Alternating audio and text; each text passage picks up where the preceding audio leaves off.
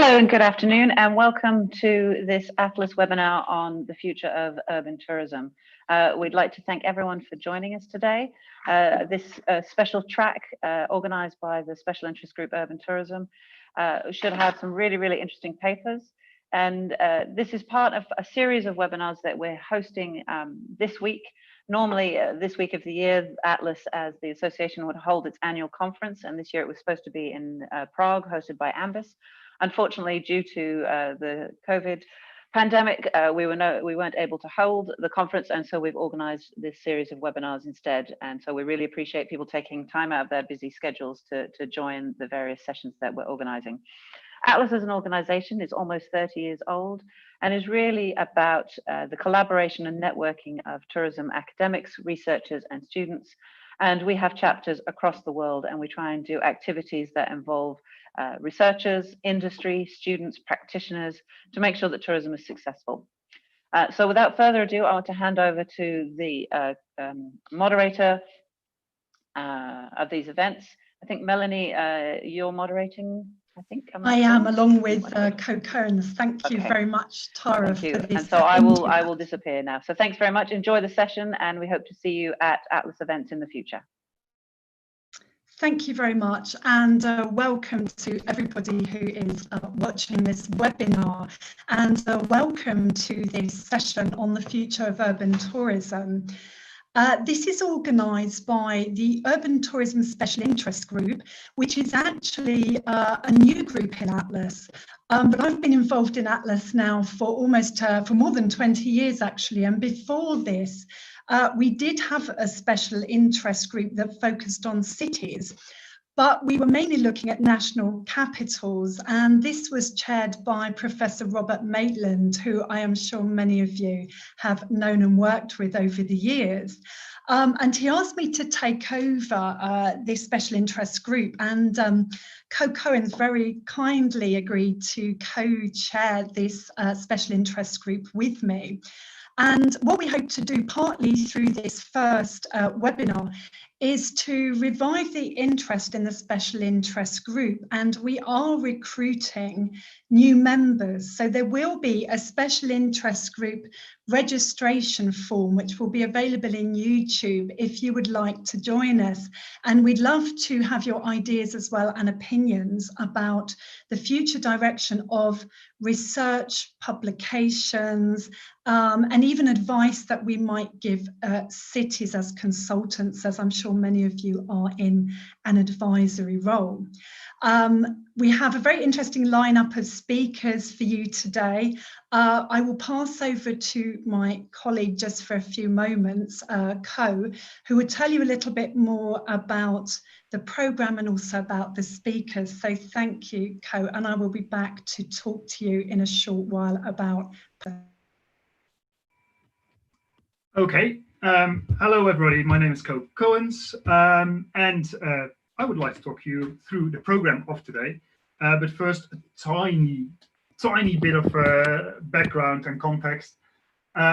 We've all seen the massive rise in recent years of urban tourism, which even led to the heavily overused word of over-tourism. Now, of course, we have a potentially temporal, potentially non-temporal fall of urban tourism, as any sort of tourism, but of course urban tourism where there's a lot of interaction between different people at a small space may be hit harder by the coronavirus outcomes.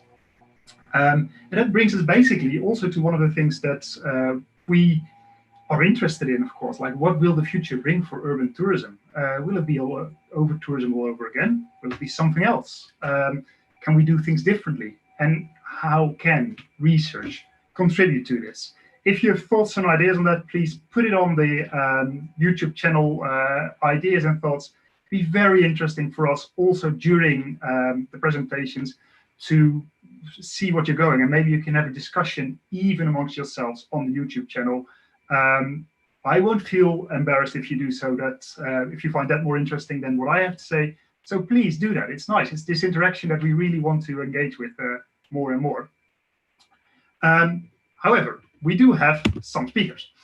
I idea is short presentations and reflections. So the speakers that we have will basically speak for hopefully no more than 5 minutes or give a short reflection on what has been said. During those presentations, please let us know, what do you agree with, what do you disagree with, and also why. I mean, those kinds of questions, remarks are incredibly useful to not only ask after the presentation, we do a couple of questions after each presentation, but also afterwards, so we can have a bit of a discussion, hopefully, amongst all people who participate, and that includes you. So really, we would like to make it some sort of an interactive session. Always difficult with these webinars, we know, but let's give it a go. And maybe it works, maybe it doesn't.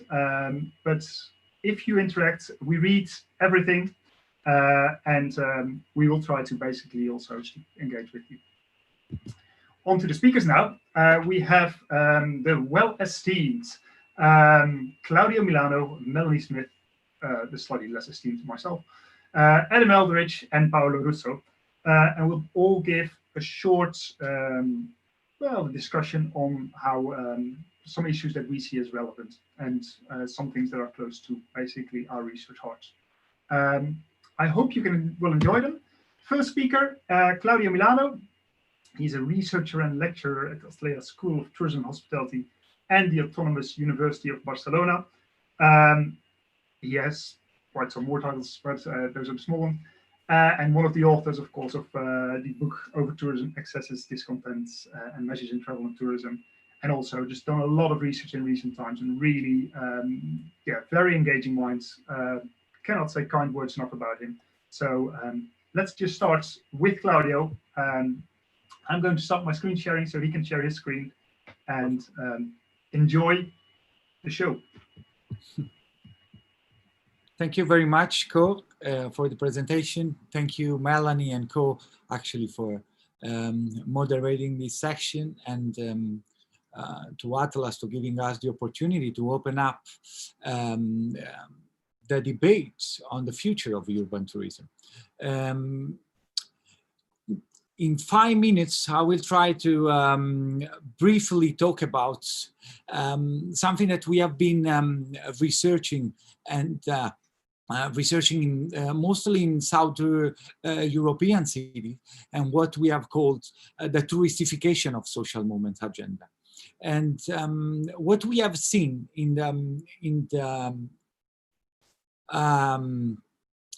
the last decades, and what has been also researched by colleagues such Claire Colomb and Johannes Novi, and actually they have called the same phenomenon, or the politicization from below, or touristification of social movement. We have seen it in the way how social movements that before the 90s were mainly doing a kind of activism in areas such as public health or gender equality or, for example, common goods. How has been researching, not just in Europe as well as in Latin American cities, how social movement, grassroots organization start to have a kind of specialization of their activism in tourism. Those pictures, for example, are from a city like Barcelona that has a legacy and actually of activism in terms of tourism and tourism monoculture, but also other cities like Naples or Valencia that's 1 decade ago actually were not experienced any kind of related issue in terms of over-tourism or tourism monoculture. So it's been really interesting to see how in the last years, in the last decade, how over-tourism phenomenon, or at least what we can call tourism pressure, also in cities that were not experiencing any kind of externality, and actually were on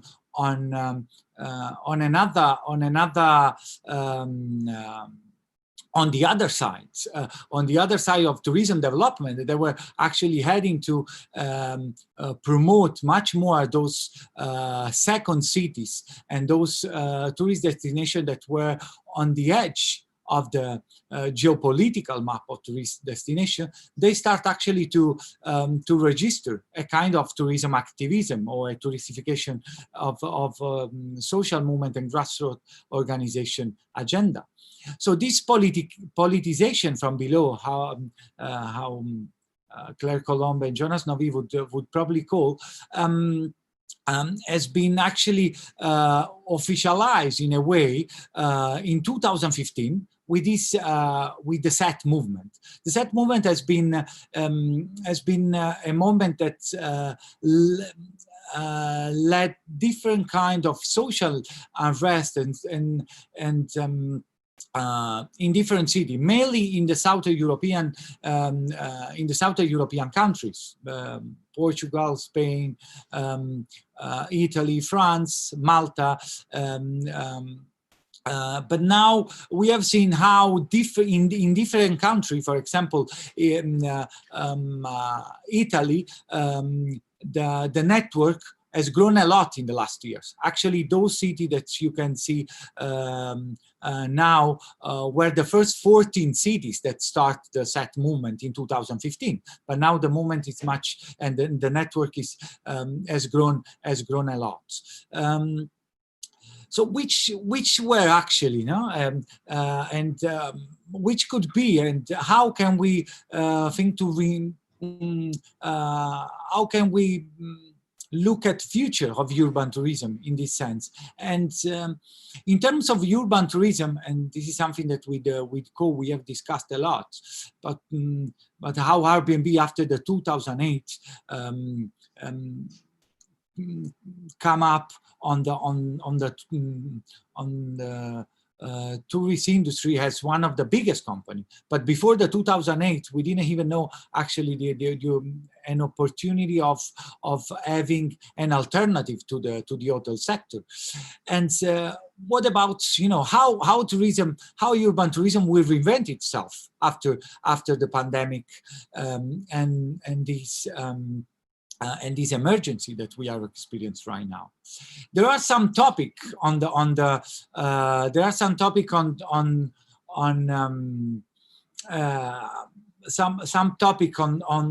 agenda and research agenda, but on the political agenda that still are unsolved. And probably actually in the post-pandemic and in the first in this first step of the recovery of international tourism are still problematic. For example, in Barcelona, in some Southern European city, the issue and the over-tourism related accesses, or the issue of privatization of public space is actually a topic that is on the political agenda right now, because we have seen a proliferation of alfresco dining,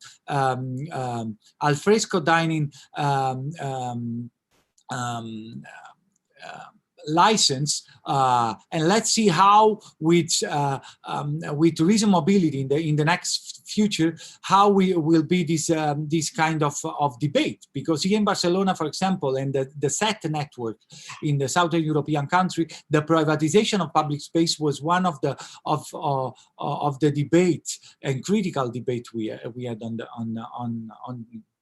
on the table. Outsourcing of employment and labor exploitation. We have seen that there is a big issue now with 0-hour contract and the temporary job that actually with the pandemic and with within the this seasonal and with the high season, at least in this country, has given a lot of problem in terms of how giving a response to all those 0-hour contracts employment that we have in the tourism sector. Another issue like the commercial gentrification or congestion of public space are still on the agenda. To end it up these 5 minutes, there is another debate now that actually could be really interesting to research, to follow. And what about the public rescue for the tourism sector? We have seen that after the financial crisis in 2008, there was a big public rescue of banks. And what about the tourism sector? Because now there is a big debate and tourism company that pretends the public rescue. And now there is from the social movement, the grassroots organization, in this case, the ABDT, the Assembly for Tourism Degrowth in Barcelona, that actually they are critical debating that we can't imagine and we can't accept the future of urban tourism with the public rescue with the public funds. So thank you very much for that, and I hope we discuss and debate a bit later on this topic. Thank you, Ko, and thank you, Melanie. Thank you very much, Claudia, for that very interesting presentation. If anybody who's watching on YouTube has any questions, please ask them now if you can. But if you think of some questions later, we're very happy to take questions for the speakers later because they'll be here until the end. But there was a question from one of the other panel members. So Ko asked Claudia, will the pandemic not limit social movements in Southern Europe now that it has become clear how heavily economically dependent some cities are on tourism? So Claudia, would you have any comment on that question? Thanks, Ko, for the question. And I mean, there is now a big debate within social movement in Southern Europe, and at least in Barcelona, where I am doing research. And of course, what has been clear, that we need to change or at least to transform a bit this dependence that we have on tourism. And this is not just because tourism doesn't contribute to the economy of a tourist city such as Barcelona. But the problem is that in our economic system, in our neoliberal stage, we are feeding, and we are feeding economic crisis, and we will probably approach in the next future, and we will experience other crises in terms of climate emergency, in terms of public health. So we do need to rethink the weight tourism has in our economy. So in this sense, probably the debate we have on the degrowth and the critical debate that social movement grassroots organization have on the degrowth could be something that can help the next future to rethink the weight of tourism in our economy.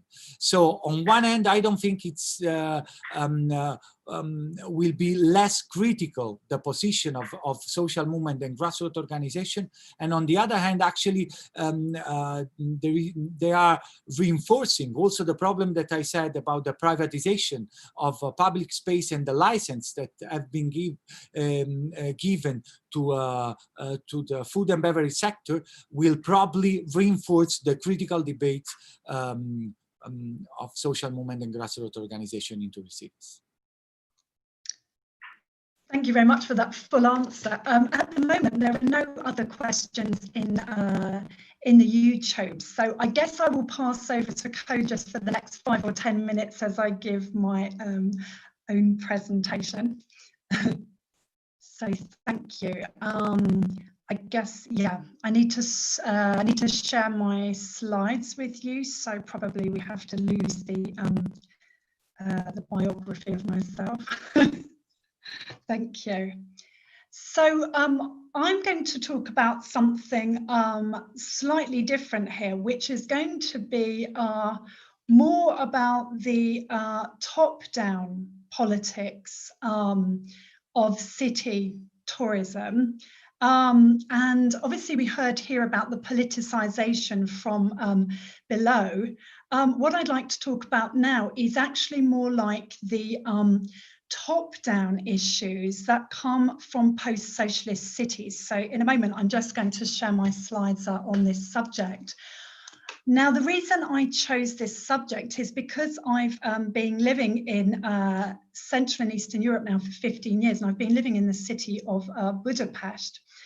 And basically, I want to talk a bit more about this context. Sorry, bear with me, I just have to open up my slides again because I had a slight technical hit.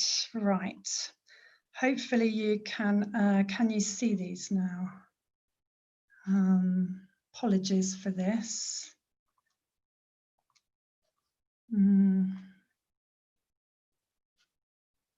Sorry about this. Okay, unfortunately at the moment I can't share the slides, but I shall try to do that with you when I can. So in which case I will just talk as best I can from this. So the post-socialist context, the importance of context. So the post-socialist city was defined as a transitional city that was moving from communism to capitalism in the post-1989 era. And of course, the development has been rather uneven, especially in those countries that were, for example, in the EU versus those that were not in the EU. And the thing that's really common to these cities is the reinterpretation of the socialist past. So this post-1990 issue where they wanted to redefine themselves as cities in their own rights, as not part of the Soviet bloc, and also to attract tourism. There's also been a much slower gentrification of these cities over the past years compared to Western cities. But increasingly, that's been happening more and more. And now there are rising prices exacerbated also by tourism and Airbnb, but very low salaries. So a typical Eastern European salary would be 1/5 of a UK salary, for example. And there's also a tendency now towards over-tourism in certain cities like Prague or in parts of Budapest, mainly because of the nighttime economy, which Adam is going to talk to you more about. One of the biggest problems, I think, in terms of the politics has been a very laissez-faire attitude to urban and tourism planning, inadequate legal and regulatory frameworks, or very complex ones, not very transparent, and also inherent corruption. So this has created some problems, I think, for these cities in terms of policymaking and planning. In terms of the tourism developments in post-socialist cities, so it's mainly been focused on heritage and cultural tourism since the 1990s, but also going back to the golden era in the pre-socialist times, as a kind of counterbalance to the socialist times, which many saw as not being a time that was very favourable to quality of life. On the other side, there has been nostalgia tourism in East Germany and also in Poland, in places like Nowa Huta, which have socialist cities. There was quite considerable deindustrialization of the cities, and many of them struggled with outmigration, especially the medium-sized cities. And so there has been a movement towards developing post-industrial entertainment spaces, especially in Poland. Manufaktura is a multicultural space in Łódź in Poland, for example. Then there's also the Jewish heritage tourism, which is quite dissonant in Central and Eastern Europe because most of the Jewish communities unfortunately disappeared after the Second World War. But there is a revival of interest also in Jewish heritage. Then festivals and events, for example, Novi Sad has the Exit Festival, which really put it on the map. And then, of course, the inevitable party and alcohol tourism, because it's such cheap destinations for alcohol. And some papers about Belgrade showed that actually nightlife and entertainment are the highest rated items in their destination image. In terms of some of the challenges and concerns that I'd like to raise, I don't think these are specific only to post-socialist cities. They affect many cities that have what I would call a top-down political structure, where the national politics is quite restrictive, or where the national politics does not allow transparent policy and planning. One issue has been the kind of vague or unknown images of the city since the early 90s, so often inconsistent branding or lack of funding for marketing. The image and atmosphere has been affected by a lack of openness to foreigners in recent years, for example, anti-immigrant feeling, and some of my students said they now feel there's quite a lot of racism in the cities of Eastern Europe. Political manipulation of the socialist past. For example, in Budapest, we have the House of Terror, which shows communist and Nazism at the same time. Basically, it was built to show the evils of communism, and so nobody would ever vote for the left wing again. And it's very biased in its interpretation. A lack of investment in facilities, corruption and misuse of EU and other funds is also a problem for many developments.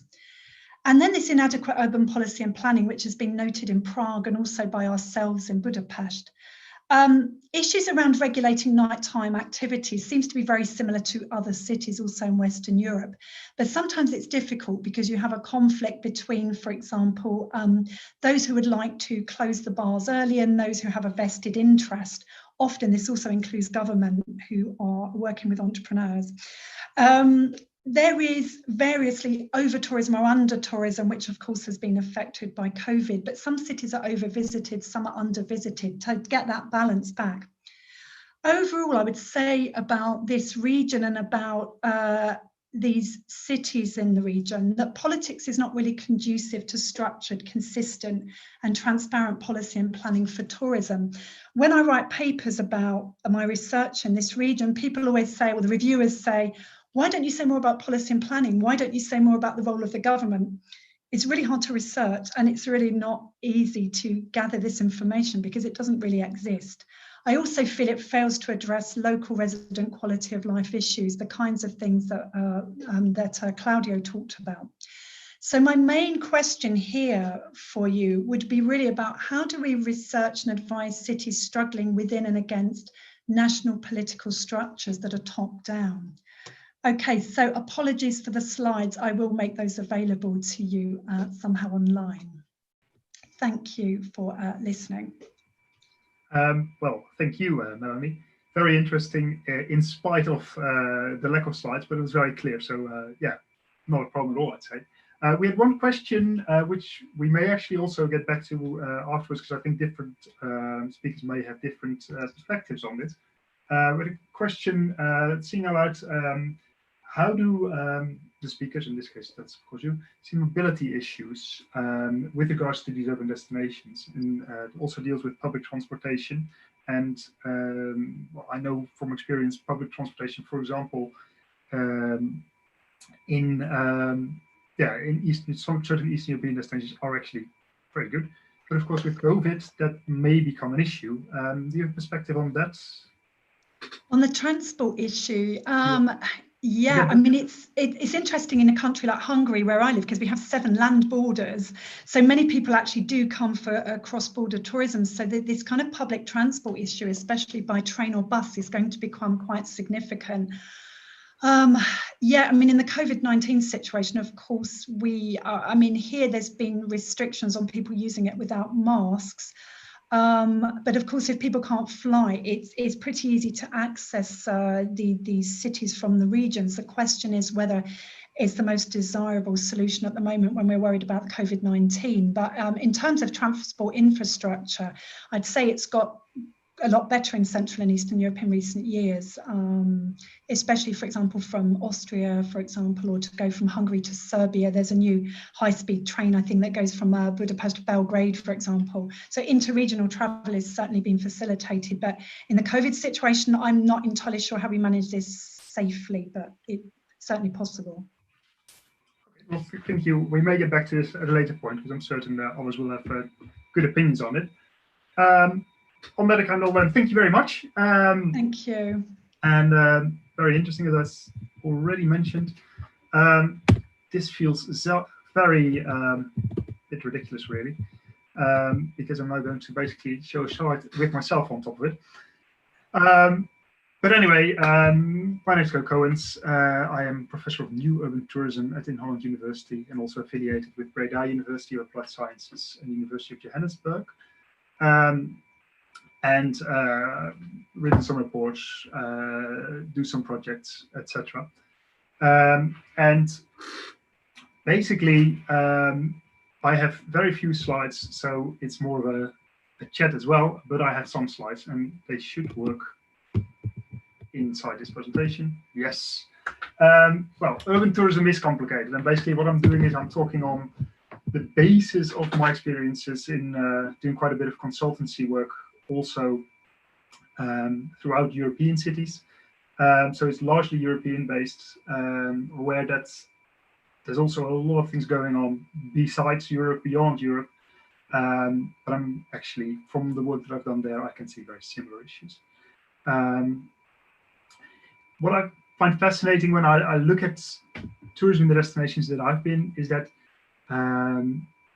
you see all these different users of cities, and it's very tempting to basically look at them in different groups. So we have visitors, tourists, residents, commuters, day visitors, etc.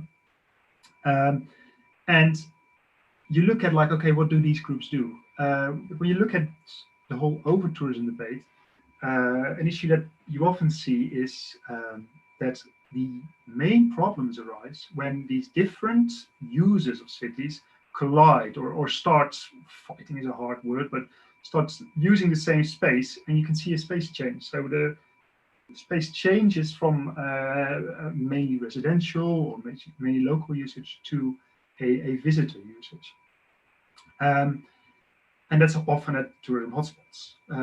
And it's when that changes very fast, you see issues. And that can be just in city centers, but it can also be in outskirts like you have in Berlin, when you had the Kreuzbergs and the Neuköllns suddenly becoming touristified. Of course, these intermingling flows are not going to change now that we've had COVID. At the moment, there's very few visitors. However, these mobilities are just there. So that makes me quite worried, so a strong word, that once urban tourism will start up again, the issues that we've had will come back with a vengeance, because it's most likely that this is not going to change. And as tourism comes back, we will suddenly have a very big change from very little tourism to a lot of tourism, if there's a vaccine or if there's some sort of way of dealing with COVID. And the main problem is that you see now is that the solutions that we have are relatively simple, and they focus on tourists or on tourism, spreading tourists. Great idea, but it's just spreading. What does it do? The focus on quality tourism. What is a quality tourist? I mean, it's, of course, you hear this a lot with cities. Everybody wants quality tourists.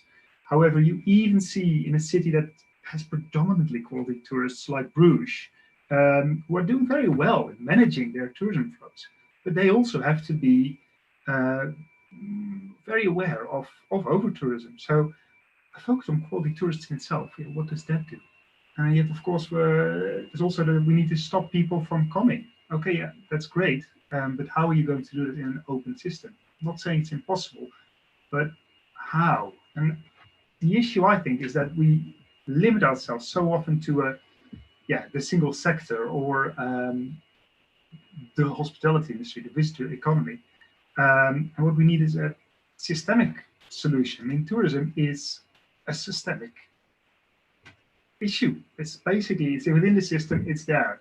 So to move beyond where we're now, I think let's see if we can find ways of defining cities as spaces of hospitality where different groups of people work. And of course, that brings up questions of who owns the city, what's the local community, how can different groups share that space together. If you do that, would be useful to link with wider political issues. Still find it amazing that there's so few tourism academics that relate to the new urban agenda. It's a big piece of policy within urban planning. going to have an opinion on it, whether it's a good thing or a bad thing, or whether it's too limited, but it is there, and we're not doing a lot with it. And I see that we use technology and design as useful tools, but do we focus really on the relations, or there's a temptation to move towards just a technology view and just making it into a management problem? And what I think is, like, if we talk about the future, I think if we want to move to a systemic view, we really need to do something different. We need to do something new. And I know it's a horrible quote, and he never even said it, but of course, it's what you often hear in these situations is like what Henry Ford said: if I'd asked people what they wanted, they would have said faster horses. We ask people now what you want. We want a better tourism. Maybe that's not the question we need to ask. Maybe that's a different question we need to ask. Now, I don't know which question we need to ask. That's the problem, I think. This is what we really need to look at. And we need to just start experimenting and innovating, find new ways of thinking. I personally quite like to see what we can do and engage more with design research to do this. Within some projects that I've done, we're now looking at living labs as a valuable way of working towards that. But we still don't know how we can use those things. So I think really this is one of the things for urban tourism in particular, where you have all these flows together. It's great potential for that. And also, we should not underestimate the value of students. They may become a more valuable resource even than they already were, because they're not as stuck in their minds as, well, at least I am. I mean, I am relatively stuck in my mind, and I think a lot of tourism academics are. So I think with those different ways of new thinking, we might get somewhere. And it's all about also experimentation. I think we need to see far more experimentation, experimental research within tourism that moves beyond just describing the current situation, and to try to understand patterns of how things work rather than if they do not work. Because unless we do that, we will stay within the discourses that we are in. And then I read a lot in my LinkedIn bubble, as probably you all do, about what shall we call them? Resilient tourism, happy tourism, fair tourism, regenerative tourism, sustainable tourism, responsible tourism, and how great it is all going to be. However, from the research that I've seen on urban tourism, I don't think it's sufficient what we're doing at the moment to get towards that stage. And we need to focus far more on these how questions and experimental, practical research, engaging with local societies to really understand how different people use the same space and how that can be done in such a way to make people work better together. So basically, just want to end with a statement or a question, whatever you want to say. Like, I genuinely want, basically, I would like to focus much more on how to actually make urban tourism improve the quality of life for the city as a whole, and how to do that within political discourses. And I think we do too little about that. I'm very, very interested to see if people agree or not. If not, that's fine with me. But anyway, thank you very much for this. And that's all I wanted to say. Thank you very much, Co, for that very stimulating presentation. I think you raised a lot of really important issues.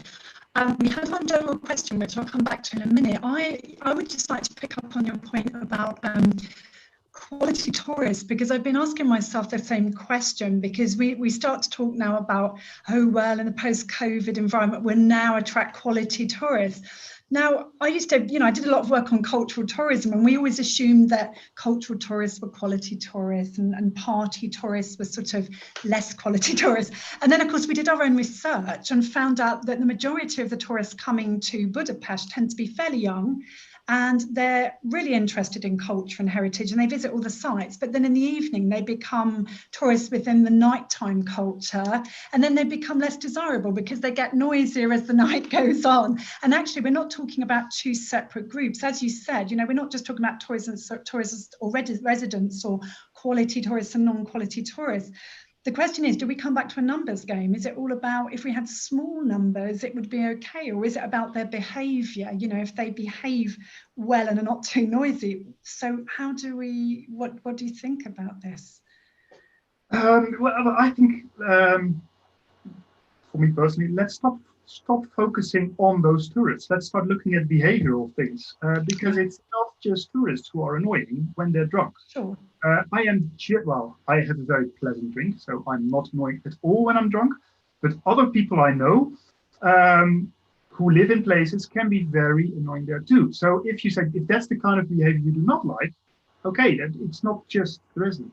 But at the same time, it's like you're saying, the same visitor does multiple activities on a day. And I think it's much more interesting to look at activity level. What kind of activities are contributing to the quality of a place, a city, that we want to stimulate, and what kind of activities do not? And it's a bit pointless to individualize this towards a certain tourist or a certain resident. It's like you're saying, the quality tourist can be just a normal 20-year-old who is very interested, and then during the day you are a quality tourist, and during the evening you may not be. So I think it's time we need to look differently at that. And it's also, again, this is now about individual tourists, but it's also about big concepts. Take something like Airbnb. We can say Airbnb is evil, it's the enemy, which they may very well be. I'm not a big fan of it, but that's personal. But you can also look at, okay, how can we use this massive company to contribute to a city? And other people will probably tell me off on this panel because they know more about Venice than I do. But what I've heard is that in Venice, there's now this talk going on about seeing how you can use Airbnb to help fund mortgages for newly starting people who want to live there. Okay, we look at the same kind of company, but we look at the activities that they perform. How can you make the activities that they perform work for your city rather than against your city? So, sorry, I'm ranting on a bit like this, but I think that is the kind of questions we need to ask, rather than sticking into, oh God, what kind of tourists do we have? How do we get them from A to B? Or how do we prevent them from getting to A to B? Hope that answers your point a little bit. Yeah, thanks, definitely. And Paolo's also said as well, we definitely need empowered communities that are able to negotiate with tourists for the access to urban resources. And actually we need not quality tourists, but strong cities socially. And I think at the moment we have that chance to really build up that sort of social connection in cities. There was a question also from Luana Silva. Do you see people participating more in urban tourism planning after this pandemic situation? I'm in an environment where we have very little bottom-up involvement of communities. At the moment, it's becoming more like protest and resistance, the kind of thing that actually Claudia was talking about.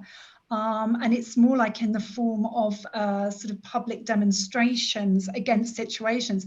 I'm also thinking of, for example, like the rejection of the Olympic Games happened in Budapest because we collected lots of signatures to not have it. But I don't know about in other cities. Do the others feel like the local people are involved in planning as such, or is it more like just protesting? It's I don't know if this. I mean, I can talk about the Amsterdam situation, what I find fascinating in Amsterdam, and it's in the Netherlands as a whole, is how relatively little political engagement there is. Like the protest groups and social movements with regards to tourism are very, in essence, depoliticized in the Netherlands, and it's very difficult to for them to really create an impact, a political impact in their engagement. So it is intriguing to see what will happen now, because we have already seen that there was a lot of people mentioned they were very happy basically to have their city back, as they termed it. So it'd be very interesting to indeed see how that will work out in the end, if there will now become more tourism involvement, like also on a political level and a political engagement.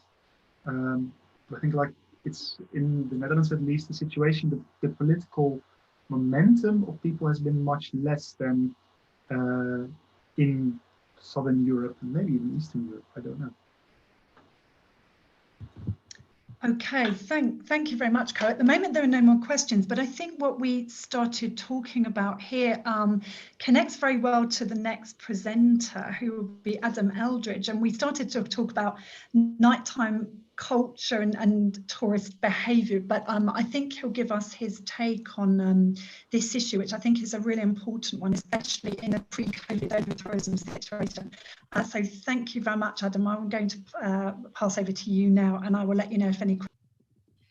Thank you. And yeah, I'm hopefully, yes, this is following on from a lot of things that you've said before. And I would say absolutely, definitely. I mean, the research that I've done in the past has found that, yes, people are very capable of going to the theatre and then also getting drunk later. So, I mean, that kind of moral issue is quite important. I just want to start then by saying, so I'm a sociologist at the University of Westminster, and it's always very customary when talking about the night that one of the first questions, of course, is what do you mean by the night? Are we talking 6 o'clock, 9 o'clock? Are we talking after midnight? What I'm really going to say on that is that the night is a very complex, quite a slippery term as well. It does vary tremendously, of course, and it's not really just about light or dark either. So here in London, of course, middle of winter after 3:30, it's dark at night. In the middle of summer, of course, it's still light until about 9:30 at night. So trying to define the night in itself, I could probably quite easily spend another hour or so just talking about that.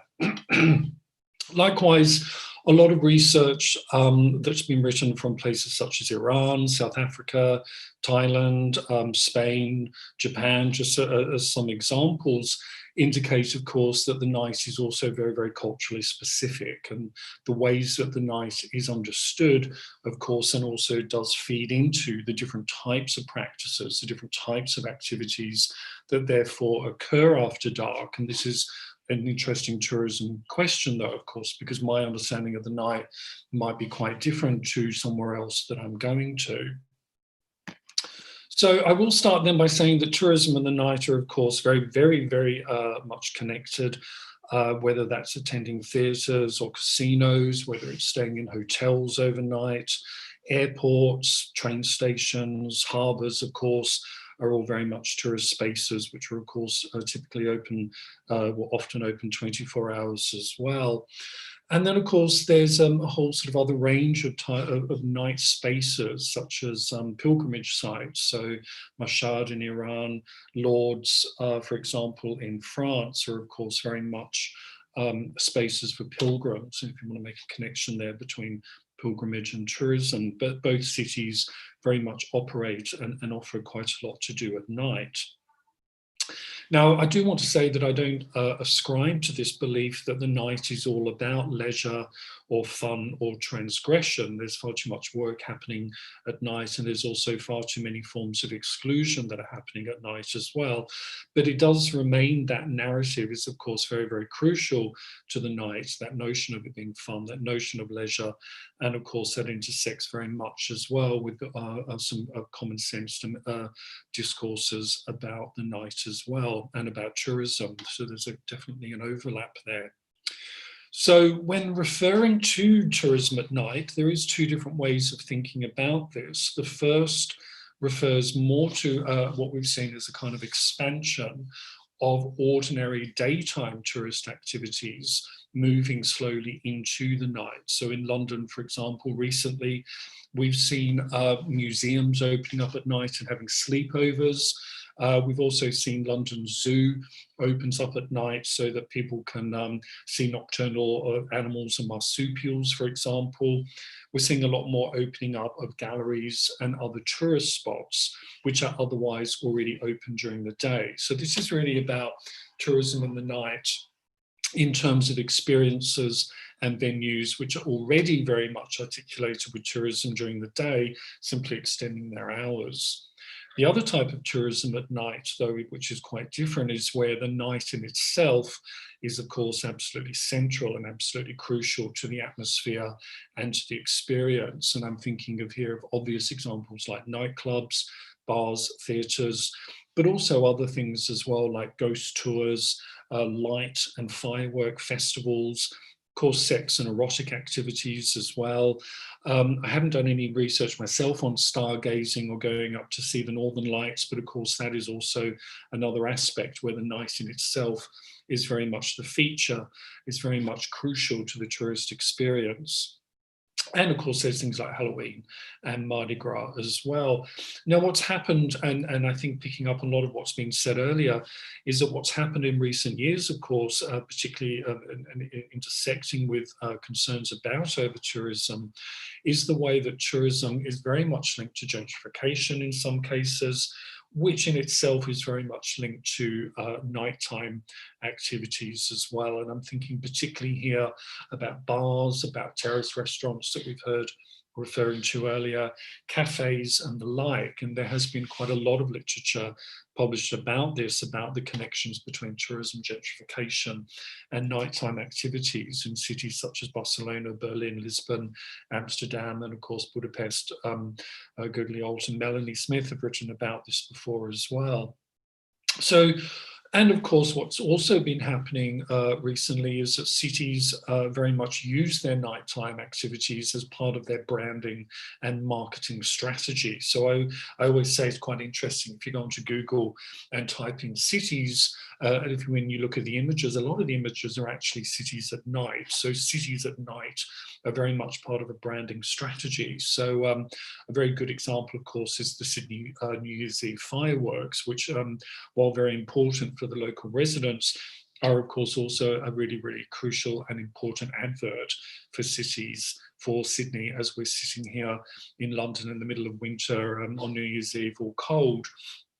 But the big question I want to bring up today, and I think it very much follows on from both Cole and Melanie's discussion, is that what we've seen happening, particularly in places like London, is that as land values have become much more unaffordable, we've seen a lot of new bars and clubs also following a logic of a kind of grit is the new glamour, moving into kind of more working class areas, moving out of the centre, bars, nightclubs and the like, moving out into more suburban areas where there's a kind of aestheticized, like Lloyd would talk about, a kind of neo-bohemia as well, and all the problems that this is raising in terms of issues around noise, conflict, security, crime, and of course some concerns as well, again, with different moral values.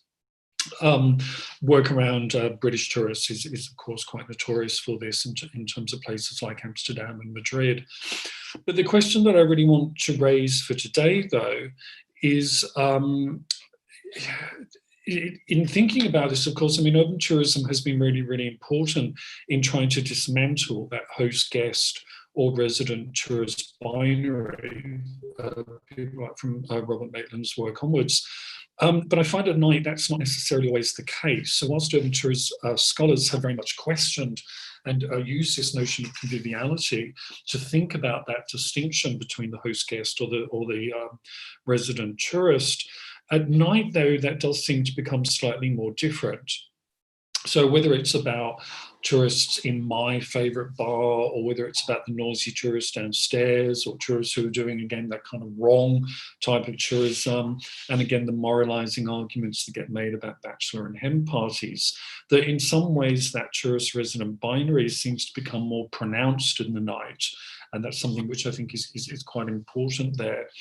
But others, and I guess this is my other question though, as others have said, in very large diverse cities, this overlap of tourist and resident is very hard to sustain. And I think following on from Co's work, maybe if I've understood Co correctly, I don't know how useful that distinction necessarily is in very large, very, very hyper-diverse cities. So I think that was the 1 minute mark. Brilliant, thanks. So I do then want to go back though to thinking less about the kind of essentialist notions of tourist and resident, and thinking more instead about situating conviviality at the centre of the discussion. So not so much using these essentialist categories of tourist or resident. And I'm thinking here particularly the work of people like Sarah Neal, particularly the work of Berger Nowick's work as well, where even though they don't necessarily refer to tourism specifically, they do look at these areas of super diversity where that figure of the stranger, the tourist, the local is kind of problematized, and because they're not really fixed categories anyway. So it's not really about, in those contexts, whether you're a tourist or resident. Instead, they ask how we might use this concept of conviviality to make sense of everyday encounters. It's, again, a very similar question to Co about this kind of like how do people come together? What are the sort of everyday contexts, the everyday practices that transcend difference, that transcend that urban, that tourist resident kind of binary, and instead foregrounding connection, community. That's not trying to erase conflict, because of course conflict is also quite important to conviviality as well, but thinking as well about what are the connections and what are the spaces that get made there. So how then, my questions then I guess are, to what extent does the night reaffirm the tourist resident or host guest distinction? Why does that seem to become more acute at night in areas of super diversity? This already in some ways breaks down, but does it, as we see in the night spaces moving more into urban spaces? And finally then, how might we examine urban change and power and the negative impacts of tourism in already super diverse areas without then trying to reinstate that us and them logic? So I'll finish there. Thank you. Thank you very much, Adam. And I think that raises some really, really interesting questions. There weren't any further questions at the moment from the audience, but if you think of any, of course, please do send them to Adam before the end of the webinar. I just want to make a comment, really, and I think we've all become, in our research as well, I find this myself, slightly obsessed with the demonization of nighttime culture, and I think it was really refreshing to have a presentation that told us about some other aspects in the nighttime culture, including those relating to culture or to heritage or to museums, and also to move away from this idea, I think, that we use the nighttime economy to scapegoat tourism, which I think has happened a lot in the context of over-tourism. And I like this idea now that we move away also from these binaries towards something a little bit more positive about the idea of conviviality or transcending difference, while recognizing that conflict can still be possible. So thank you for really offering a new and a fresh perspective on the nighttime culture. It also sort of changed the way that I'm thinking about it too, also in Budapest. So thank you. I don't know if anyone else has any questions or comments, either from the panel or from the YouTube, but do let us know. I can't see any at the moment. Any of the other panel members like to comment?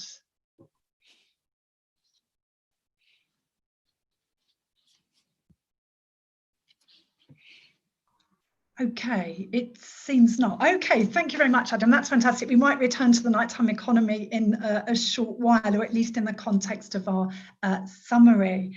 So let's pass on to our last speaker today. I'm sure all of you know, because he's been involved in Atlas and city research for many, many years. So Paolo Russo, I shall pass over to you, and we're looking forward to your comments on all of these themes and your own research too. Thank you. Thanks, Melanie, and thanks for inviting me and to the colleagues that are sharing this. I just want to apologize, as you know, not being able to prepare anything structured and in a PowerPoint, a nice PowerPoint, as the other speakers did for this occasion. And I will just offer a few comments, a few observations from my side to this very interesting debate, and maybe some suggestions also for future directions in research that this new special interest group, in my view, should take very much in the line of some of the things that have already been raised today. So first of all, to sort of I want to go one step back and reflect on the position a little bit of urban tourism research. Today, after 20 or 30 years since there has been a start of a new wave of research in urban tourism. My first observation in cities, as probably in no other type of place, tourism is enmeshed in many other dimensions of place and politics. Tourism is embedded in almost anything else: mobility, economic vitality, welfare, environment, health, social cohesion, you name it. And this happens both in urban tourist destinations, which are the well-known usual superstars that are quoted in this kind of events, but also in any other city that lives of the attraction of flows in global networks and of its promotion as a destination of such flows to which tourism is increasingly enmeshed. Thus, both analytic and normative approaches to urban tourism and urban tourism development must face this added complexity. There is no urban tourism policy and politics. There can just be today a tourist or mobility related dimension of urban policy and politics. The illustration I always make of that is that from a few years we have a new strategic plan for tourism 2020 in Barcelona, and that has basically been converted into the strategic plan of the city altogether, even if there is the tourist tag in the title of the plan. That is it, because it talks about anything else in its relations with tourism. And going beyond that, epistemology-wise, it has been made clear in the discipline, and this seminar confirms it, if we needed that urban tourism is a very messy concept in terms of connotation. Is it just tourism that happens in the city? Or is it tourism, as it's being suggested by many authors, that focuses on typically urban experiences and products? The nighttime experience being one of those as an illustration. So that you may have other forms of tourism happening in cities like heritage tourism, wellness tourism, educational tourism, and that may not be considered urban tourism at all. Now, if we try to, it's not just a semantic discussion. If we try to problematize the second semantization of urban tourism, we face the issue that there is no typical urban experience of product, because this is also fluid and resents of being in a tourist place in terms of cultural complexity and transformation. Is it urban visiting a gentrified neighborhood? It's almost a tautology, since we, various authors, posit tourism as an agent of a special type of gentrification. So I'm really concerned by the semantic turn that we want to give to urban tourism and the urban tourism policy in the future. Will we put more emphasis on specific characteristics and transition processes that we will give to urban spaces as the sites engaged by tourism and contested by tourism? And I think that this last presentation by Adam Eldridge is very illuminating of the need to go in that direction. So I guess the new special interest group should also offer a contribution in the sense that I have proposed now, an issue that I'm actually very interested in myself, reflected in some of my recent publications, on the current debate on tourism and gentrification, or more in general in gentrification in the age of mobilities, and its implications that could be ethical, but are mostly material when you look at aspects that could be defined as a spectrum of resilience. So city centers or cities altogether with less and less stable citizens, thus arguably with a less conspicuous, less rooted, deterritorialized social capital, less taxpayers and caretakers who can reproduce and conserve urban space. And even if we go to direction of innovation, less innovative because they lack social capital. Or should we use the evidence we are getting to break down established concept of how resilience and citizenship are linked? Can there be a perfectly functioning short-term placeless city which is miles away from Jane Jacobs' statements of what makes cities great? So in this respect, and reconnecting with some of the themes that have been raised by my friends and colleagues here, we have three hot topics which are very relevant in COVID times and especially in the recovery period that awaits us. The battle against the tourist-related real estate speculation, of which the Airbnbization of housing has been a fundamental part, is not gone after COVID. The pressure to speculate on housing and on other city assets, transforming them in assets for short-term population is very present. Social exclusion trends are related to tourism in work, in public space, in housing, in representation, gendered and intersectional, could become even worse in the stage of post-COVID recovery, depending on the responses that are being given, for the moment just discursively, but they will come soon in terms of, for example, more liberal regulation. Some of that has already been mentioned before. And the need to reconnect the degrowth of tourist mobility in the face of the climate crisis. And this is a global battle with very important discursive turns in these pandemic times, with the local struggles related with the right to the city that have been mentioned by Claudia in the beginning. So there is a unique moment in which these local struggles, which have been networking at European level, can go further up in scale, reconnecting with the whole debate about our need to reduce mobilities in order for places to be more resilient, but also to challenge the climate crisis consistently. And this is my contribution. Wonderful, thank you, Paolo, and I really appreciate you summarising many of the issues that we've looked at so far as well. And I think we definitely need to talk about some of these issues. And I think it also raises the question about how far this special interest group will also overlap with other groups like your mobility group, or also maybe with the cultural tourism group, because they also have some interesting debates about such subjects. In the meantime, we have had some debate going on a little bit between us as well about the idea of conviviality. And Lania, thank you for that question, Lania, and hi to you. The idea of conviviality and how could it contribute to solve some issues around this host-tourist binary?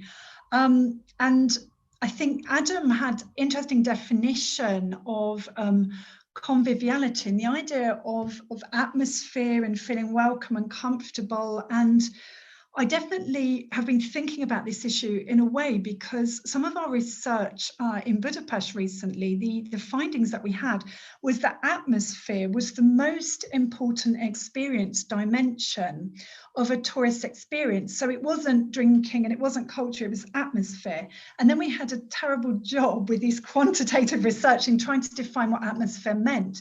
And we read a lot that cultural contact is really, really important to tourists, and especially cultural tourists and city tourists.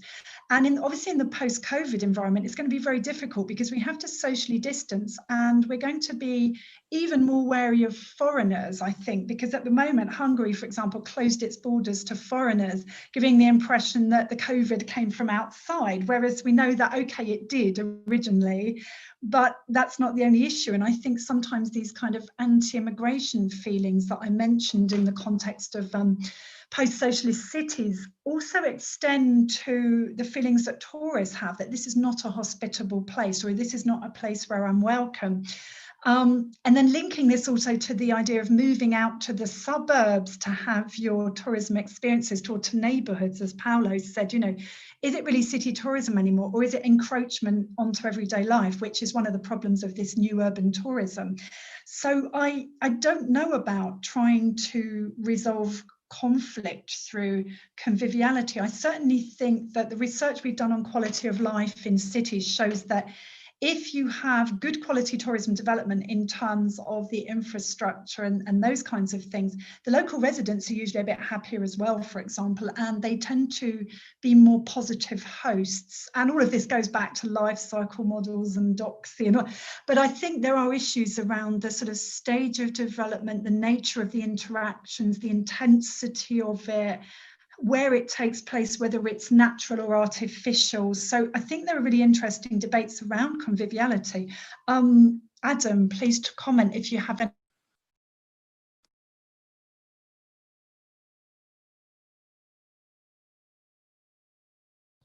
You have to unmute yourself. Yeah. Okay, can you hear me now?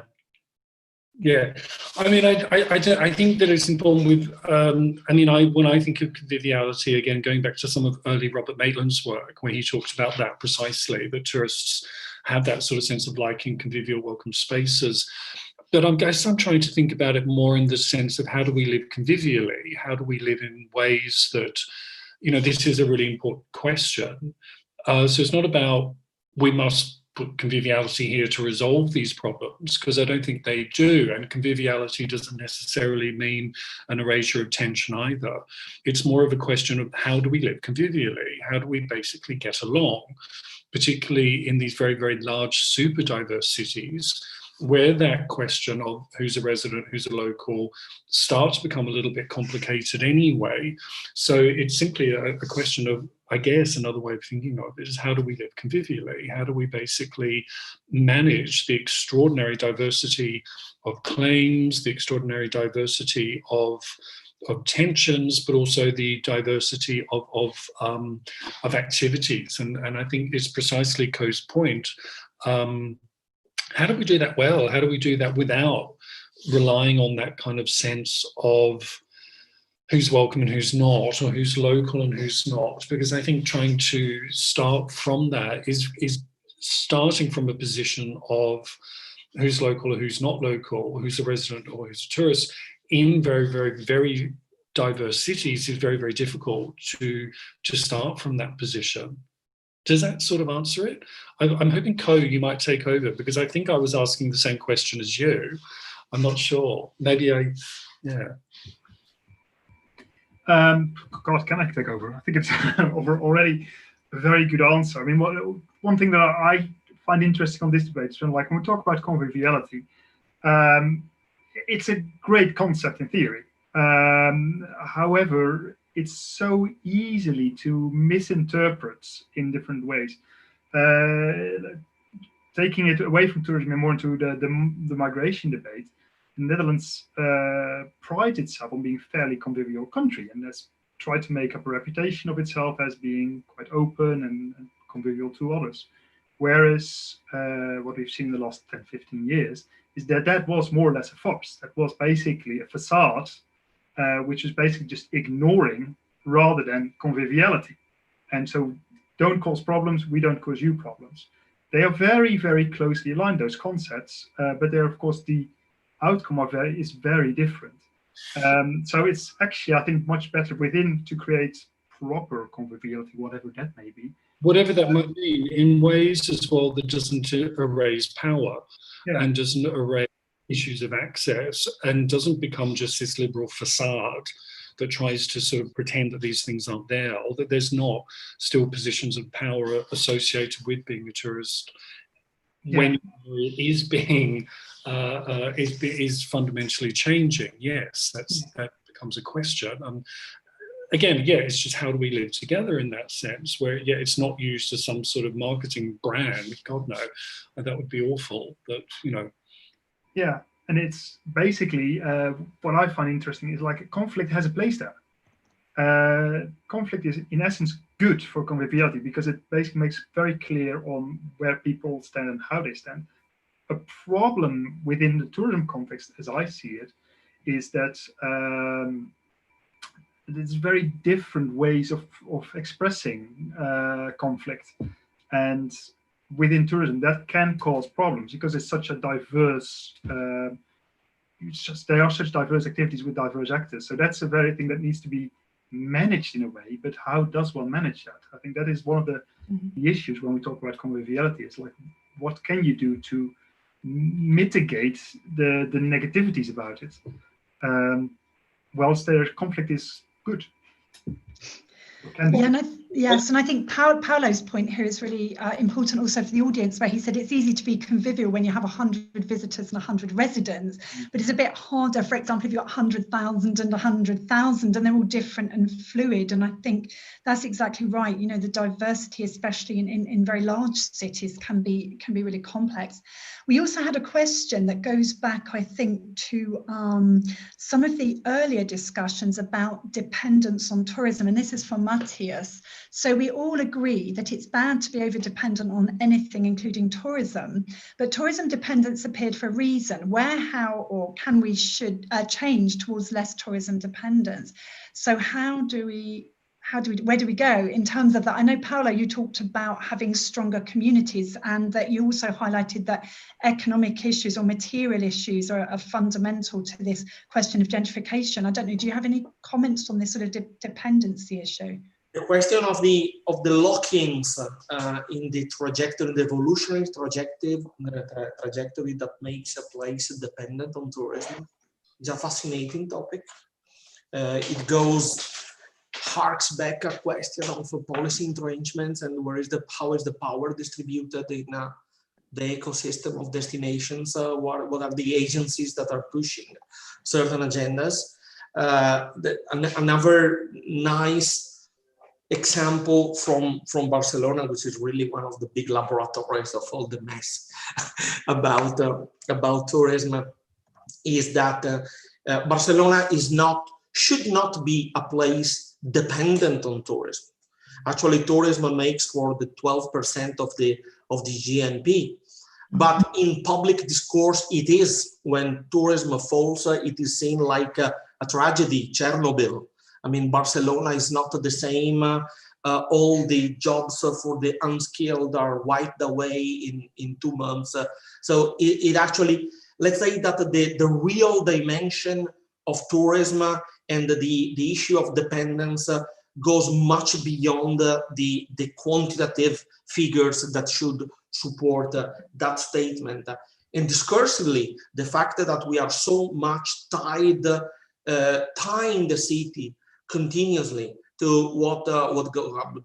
to success in tourism or to crises like this is very telling of policy being increasingly embedded in discourses of power that are not totally reflecting the ambitions of the local community. Barcelona decided 20 or 30 years ago to basically delegate the promotion of tourism and product design to the private sector. And this is where we are now, where the leading voice in terms of what we should do to come out of a crisis like that is done by the private sector alone. The public sector has very little voice and absolutely no power to lead this debate. And I suspect that in many other places in Europe, especially in the Mediterranean, the situation is quite similar. Venice is another nice case of a recent turn in this sense, from 20 years of struggles to trying to keep Venice afloat in the wake of increasing pressure from tourism. We are now at a stage in which we don't even have that. We have a mayoralty that considers Venice, the historical center of Venice, basically gone. And so the only thing that you can do is minimize damage and cash in the profit generated by tourism. So yeah, the politics, the analysis of the politics that are the backdrop of the production of over-tourism is possibly the next very interesting area of research on over-tourism. Having done the analytics, having analyzed the consequences of over-tourism, the politics of over-tourism is probably the way I would go next. And the recovery from COVID is an exceptional moment to see this debate being practically fleshed out in what happens on a daily basis in European cities. Yeah, thanks for that, Paolo. Claudia, did you want to say something? Yes, I mean, to add to what actually Paolo said, of course, politics of over-tourism should be probably on the tourism agenda and research agenda. And because what we have seen, and actually you have mentioned, Paolo, the case of Barcelona in terms of the private sector and how the private sector as actually the promotion of the city, but this is the case, and probably Co can tell more about that of Dutch city as well. And what we have seen so far, technocracy leading those kind of solution.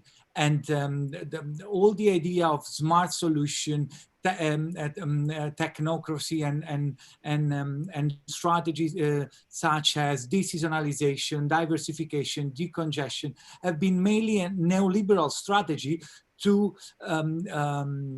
replace and in terms of spatial fix and find new reference of consumption.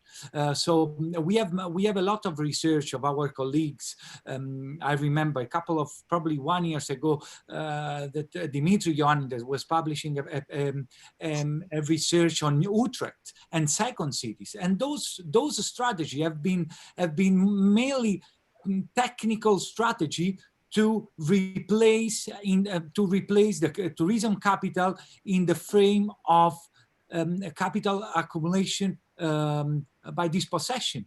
So in this sense, we do need a political decision. We do need, through also tools like the strategical plan of cities and tourism strategical plans, but we do need participative dynamics of tourism governance through political decision and political will, because the political will until now has been, of course,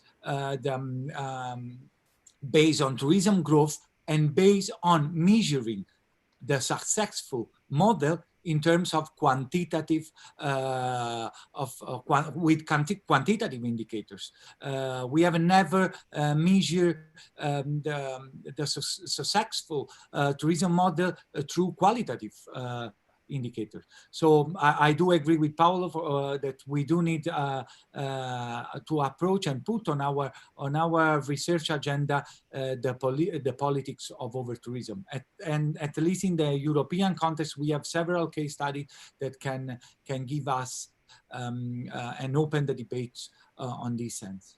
Yeah, well, what I find particularly interesting is you went back to basically the current measures to deal with tourism, and those measures largely are aimed at trying to frame the issue as a managerial problem, thus depoliticizing the problem. Whereas, in my opinion too, this is a political problem. So we need to politicize it to be able to come to ways of dealing with it. However, currently, most of the forces that be, God, this sounds very epic, is basically targeting to depoliticize it, to make it into something that can be managed, that can be added. And that is a very dangerous rhetoric because, of course, it builds up until it boils over. And on that matter, one interesting thing that I found that Claudia said was like, we need to look at participatory ways. I always find it very difficult because, well, partially because in Amsterdam, it's quite difficult to get people to, well, politically engage and participate, as I've said. But also, if you look at the global south, where,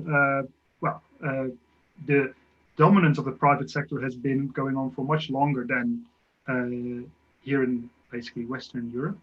From the work that I've done there is that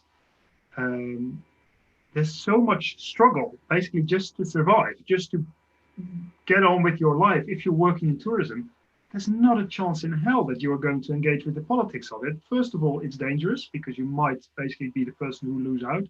Second of all, there's a hyper competition, which you are now, I think, not been there, but I think you would see now in Barcelona at this point in time.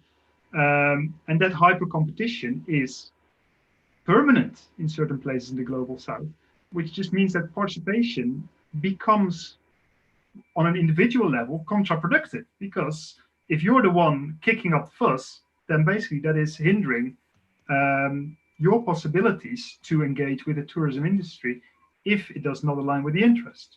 So I think this is a different way also at looking at this politicization, that it is incredibly difficult, and it's very tempting to say we need participatory planning, but who's participating, and why would you participate if it is potentially harmful to the individual? So creating safe spaces there, or looking at participation in different ways, could be very interesting. Although I have no idea how to. That's my main problem. I have lots of problems, by the way. But we're going to do that in our new fantastic European project, isn't it? That's it.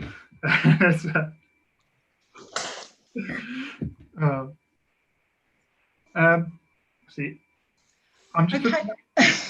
Yes, sorry, I was going to say, I think we're probably, we agreed we'd have about 90 minutes for the webinar, and maybe we're moving to the point where we can summarize some of the thoughts. We don't have any more comments or questions from the audience, but of course, anyone who joins the special interest group or is a member of Atlas, we can debate these subjects some more. I was trying to put together a little bit some of the key themes, and I think when I was looking at my own presentation, I really do think that politics is absolutely central to everything we're doing here. And the question of dependence comes up, of course, in the post-COVID era, and really how we can create strong communities, whether we have tourism or no tourism. And then the idea that kept coming about obviously the top-down approaches versus the bottom-up, but also moving away from these binaries of tourist residents or quality versus less desirable tourists, and to think a little bit differently about the future. I might ask each speaker just to say a couple of sentences in conclusion on what you think is the main issue probably that you might focus on yourself, or what you think the SIG should focus on in the future, if that's okay. So I would say definitely this relationship between top-down politics and bottom-up engagement, let's call it, that goes beyond protest and resistance. I mean, my question is the same as before. How do we get along? How do we live together in ways where, I mean, it's interesting, Paolo, about the situation in Barcelona. Of course, in London, there's always been this question in London is, why isn't tourism a bigger issue? It's never been a kind of major mayoral issue, and we don't really know why that might be. So I wonder if, yeah, I mean, again, it's this sort of question I come back to: how can we live together, and what are the sites that we can look at to try and think about that, about where connections are happening? Claudio, any last thoughts? Yes, what has been said regarding the policy of over-tourism, of course, is something that we do have to put on our research agenda. But there is something that I really has been done some research on employment and employment in the workforce and tourism. But after this pandemic and after what we have experienced in the last months, I do think that we really we have to seriously engage this topic about the precariousness, 0-hour contract, temporary jobs, and of course related also with gender inequality in like, for example, if we think about the housekeeping and all the tourism apartment sector. So work, employment and tourism should be seriously on our agenda, and of course with the political engagement and active engagement from academia. Thank you for that. Co, any last thoughts? I think a lot of it has been said already, and I think like what Adam was saying, like the how question, how do these relationships work, and the political question, I think the key things that also are my personal interest. To end on a more positive note, I think it's also interesting to look at how the positive elements of tourism can be reinforced, because undoubtedly there are positive elements to a visitor economy. Also in secondary and tertiary cities. Of course, there's the temptation to focus on the extremes, but it's also important to look at what's in the middle, because there might be very interesting things there that are more positive, neutral, equal, whatever. So I think that is also a thing that we should not forget. It's easy to be critical, but it's also useful to also look at the other side of the coin. Great, thank you very much. Yes, any other concluding remarks from the panel? or from the audience. There was one question we actually missed from Brian King. Thank you for that. Sorry, I just missed that one. In addition to the consequences of enforced or desired social distancing, will potentially reduce air traffic post-COVID, redirect visitor flows into cities, e.g. shift towards rail, coach and car. It's a good comment, I think, which might help with the climate change issue, of course. Any comments on transport before we finish? I know we haven't focused too much on that, but I think, I think with this special interest group, we tend to come at it from more of a sociological perspective, and I think the focus on community and politics is quite strong in this group. It's not to say that you couldn't come into the group if you feel very passionate about transport, for example. We're really, really happy to open the group, or to technology. We haven't mentioned in great detail smart cities and the role of the technology within that, but of course we know that smart cities are a really important future direction, and we've touched on elements of sustainability, of course, and climate change, but those things are always with us, as we know. But I think the COVID-19 is still centre stage for the moment, but I hope in the future we'll come back to discussing other issues as well. So if there are no other issues, I would just like to say thank you very much to everybody for joining us, and we really appreciate your comments, and also if you would like to join us in the special interest group or to become a member of Atlas if you're not, that would be fantastic. So thank you very much to the panel, thank you very much to the audience, and we really hope we'll see many of you again soon. Thank you. Thank you very much. Bye. Bye-bye. Thank you.